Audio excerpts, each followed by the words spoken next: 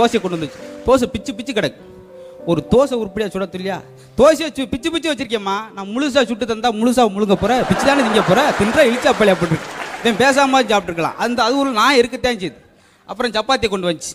சப்பாத்தியா தட்டாண்டி இதில் அப்படி இருக்கு. தின்னா தட்டுன்னு நினச்சிக்கிட்டு இருக்கான். பிக்கிறான், பிக்க முடியல. ஒன்றும் உருப்படியா சமைக்கிறியா? சப்பாத்தி பிக்க முடியலடி. நீ மேலே ஒழுங்கா சமையல் பண்ணல, பிச்சு பிச்சு முதல்ல சப்பாத்தி பிய், அப்புறம் என்னைய பிக்கிற அப்புறம் பார்ப்போம். அதவே பிக்க முடியல, நீ என்னைய பிக்கிறானா? ஓட கூறுவட்ட விளையாடு. ஒரு வார்த்தை அவன் பாவம் உட்கார்ந்த இடத்துலயே வசு வாங்கிட்டு இருக்கான். வரிசையா ஒன்று ஒன்றா.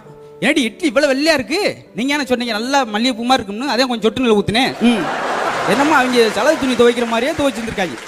அட பாவியா, ஒன்றுக்குமே அவளுக்கு பதில் சொல்ல மாட்டேன்றாளே அப்படின்ட்டு அது வாட்டுக்கு. அப்புறம் வெளியே வந்து பேசுவான். நேற்று என் மனைவி வந்து மிளகு ரசம் வைக்கணும்னு சொன்னான்.